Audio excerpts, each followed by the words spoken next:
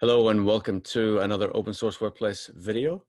If this is your first time coming across the channel, please hit that subscribe button, hit that notification bell so you're alerted to all upcoming videos. Today, I'm very happy to have Mark Gilbreath back with us from Liquid Space. Mark, how are you doing, sir? Nice to be back, Steve. I'm well. I'm recovered. You're recovered. Yeah, no, it's you had some fun and games at the GWA conference where I believe it was a 24-hour conference and you were on there for 5 hours of it or something like that, which is crazy, man. Yeah. So in addition to being the CEO of Liquid Space, I'm the current president of the board of the Global Workspace Association. And 8 weeks ago, when we were trying to figure what the heck we were going to do in the absence of being able to do a face-to-face annual conference, and I had the great idea that other people had executed of, hey, what if we did a 24-hour webinar? You know, the sun never sets on the Global Workspace Association. So yeah, I think I personally moderated 5 hours of the panel discussions. And thank you, Steve, for being a part of that. No, my pleasure, and thank you for the invitation and opportunity to participate.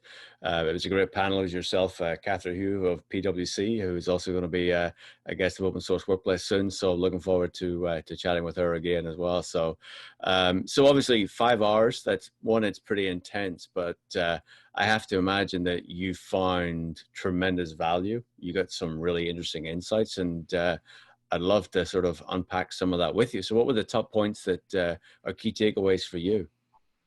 Yeah, and just first off, like the Global Workspace Association sort of is a business association kind of zeroed in on the flexible office world and all of its sort of flavors, and both the suppliers of it and the consumers of it. And the panel you were on with Catherine and the other four that I moderated were all sort of focused on trying to bring the voice of the enterprise occupier to the table. Right? And so and for the benefit of the building owners and co-working operators and serviced office operators that are about 60% of the constituency. So the signal was pretty clear from the panel that I had with you and Catherine and inputs from other firms like Beer Technologies and Atlassian and various other enterprises. Amongst the sort of common signals that we heard from leaders, and this might all seem a bit like duh, but I mean, there is a real and continuing concern and vigilance around health and safety, right? And so to the question of, am I gonna let my enterprise employees go back into flexible office and co-working spaces? Yes, but, right? Yes, but it's probably not gonna be the first place I focus my energies on. Yes, but before I let them in, eventually, I'm gonna need to reestablish trust, confidence with those providers. And it seemed pretty clear that there's work to be done still to bridge that trust. So I think that was one big takeaway.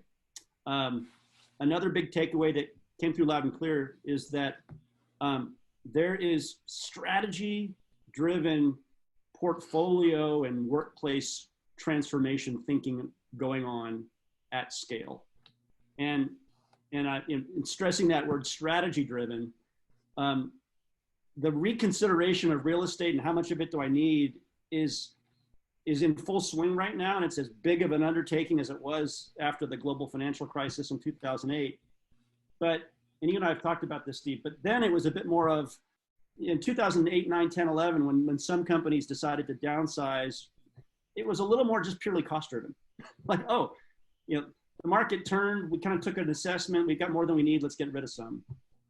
This is more thoughtful and more fundamentally transformative, it seems, because companies and workplace leaders and the C-suite are looking at both the needs and the interests of the employees. How do they want to work? Where do they want to work? And they're looking at the economic implications. Both those things are coming together. You got CFOs in a lot of cases that are seeing the economic opportunity, but the voice of the customer and the voice of the HR leader and the real estate workplace leader, they're all being heard. And so this feels, it's sounding a lot more fundamental. I would absolutely 100% agree with you, right? And you mentioned it, right? 2008 was about rationalization, right? Well, this is absolutely about strategy. And I think strategy will be the leading driver, understanding that rationalization may take place thereafter. And I think that's a really interesting point. I just want to go back to the point you made, the first one you made on co-working and trust.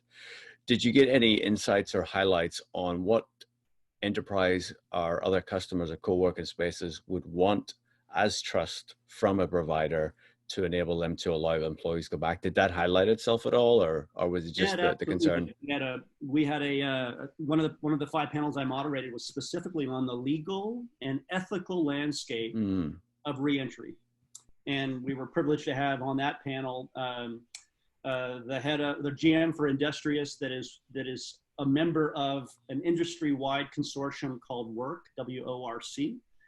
that is uniting Industrious and IWG and 50 or 100 others around developing, the internal playbook for health and safety, right? So the industry, the providers of space to large enterprise and startups are realizing that they need to have protocols, they need to have a standard of performance, and they can all benefit by sharing best practices, right? And so Anna Levine spoke at length about what work is about in this consortium, and so step one is, hey, let's all leverage the best practices we can, because we know ethically and legally we need to take action.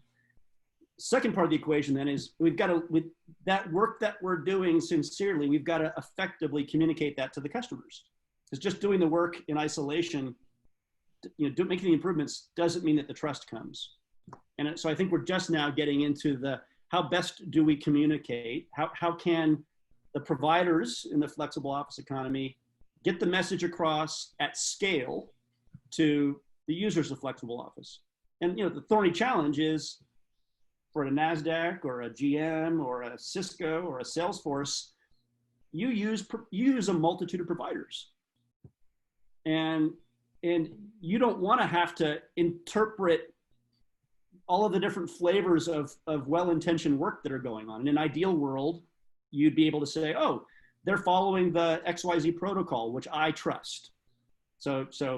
So show me a protocol that I trust, and then tell me that you're doing it and give me the confidence you are. That's what's starting to emerge, is some standardization and normalization around the work that's being done for health and safety. no, and I think that's great. I think that's great. It's important. It's really important, right? Because employers who want to provide for obviously their own employees have their own protocols, and being able to compare those, and to your point, trust and give assurances to their employees that this is a safe environment for you to operate. It's an approved environment for you to operate. I think is a huge thing for not only co-working locations, but also for providers. Because, you and I have spoken many times about, the future may well be this distributed workforce, but working from home may not be sustainable for everybody for 100% of the time. So what other options can we provide? So, I mean, you must have got responses as well from coworkers, and hearing some of these, co-working providers, hearing some of these things. What sort of feedback did you get from those? For the more sophisticated operators, which doesn't mean large, but for those that were thoughtful and preemptive and were among the early leaders. So like on the panel, there's a mid-sized firm called IQ Office with 9 locations across Canada.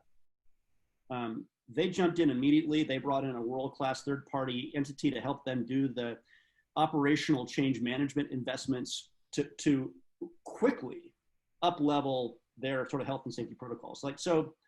So to people like IQ and to operators that are part of the work consortium, I think there were no surprises in what they heard from you and others about the importance, but I think there was sort of a sober recognition that there's still more work that they need to do. I think there were some deer in the headlights of other operators that hadn't yet jumped in, and and probably left with a little bit of panic, perhaps even, that, oh my goodness, I can't just ignore this topic. I'm gonna have to dive in. So my hope would be that those that view the tape of that particular session last week, and actually the entire conference, will start elevating the priority and maybe find their way to things like the work standard, WORC, and or other similar initiatives. So I think there was a sober realization that this has to remain a front burner priority well into the future. This isn't just going away. We can't just follow the White House headlines and say, oh, we're re-entering, it's all behind us now. No, there's a new lingering priority that this will always have to be operationally. No, that's great. And if you could provide us the links, we'll put them below so people can actually go and find and listen to a lot of those. I think that's a great resource, Mark. So obviously now let's put your other hat on. You're the CEO of Liquid Space, and what you're hearing and sort of how you're thinking about your product and evolution as well.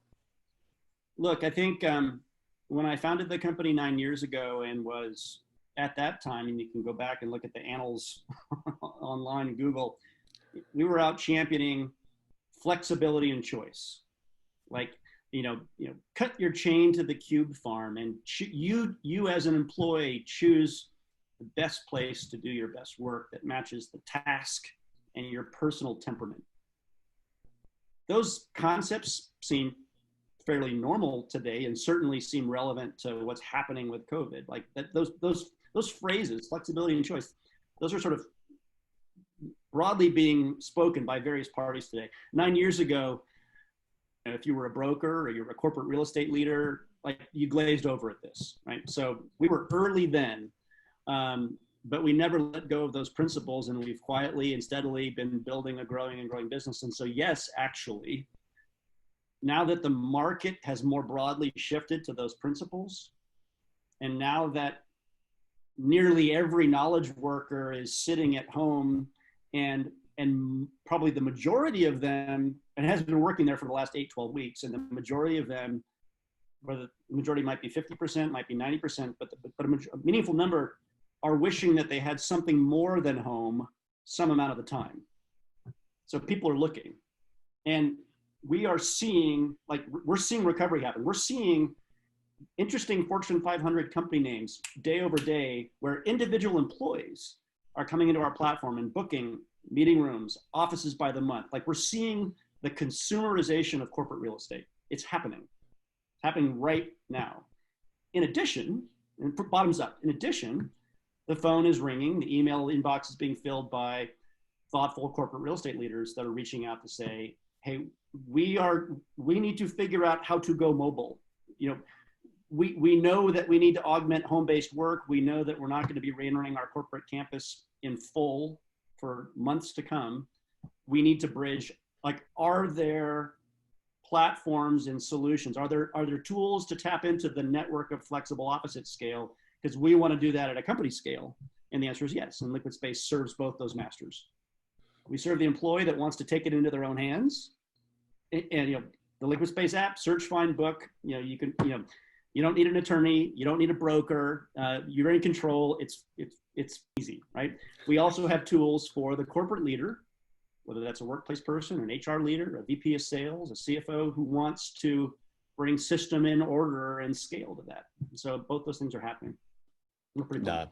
Yeah, no, it's great. And my opinion is like the more that we can get, a single source, both from an employee and also from an enterprise perspective, then I think that's beneficial, and beneficial for the entire, co-working ecosystem. I think it's really good. But something else I'll share.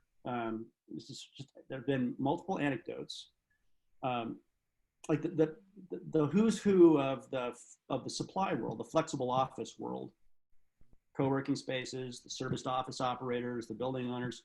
We all know the names. There's been another new phenomena that we're seeing. These people, we've had relationships with all of them for some time, but the senior leadership of these firms are coming to us now and saying, how do I get more involved and more deeply? There seems to be, on the supply side as well, a realization of what you just said, Steve, that there needs to be a means by which a customer can efficiently tap into the diversity of spaces. Mm-hmm. It's well and good that IWG has 3,600 locations. They are very important. They're mighty. But it's also true that there are a million other places beyond those 3,600 where work wants to happen.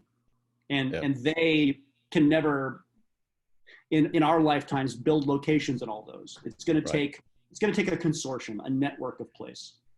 And it's the location, but it's also the diversity of location, right? The type of seating, the type of environment, the look, the feel, just the whole culture, right? And that's the important point, because I almost look at it where an employee knows, gets a chance to sample different locations and then goes, today I got to do these activities, this is where I want to go, or it's I've got to do these activities, this is where I need to go. And then that's hopefully where we get to. You know, that realization that you just shared, that worldview didn't exist 5 years ago broadly. The global corporate real estate leader acknowledging that the employee knows what's best for them, not you, the person that builds the campus. So that the top-down prescriptive, we're gonna hire, Starchitect and design a place with slides and a juice bar and massages. Like, we're gonna create the great place. That's well-intentioned, and these can be scintillating environments, but there's also an arrogance to it. Like, it's a benevolent arrogance, it's a well-intentioned arrogance, but the arrogance is, I can decide what is best for the masses. That might be true if every individual behaves and thinks and operates the same way, but they don't. We're all individuals. And so what you shared, this recognition that, wow, I might want to give choice to the people and learn from the people, is the other big flip that's happening. It certainly is. It certainly is. Mark, thank you. As always, it's always great to hear your insights, hear your thoughts, and I appreciate your openness and willingness to share on Open Source Workplace. Thanks, Steve.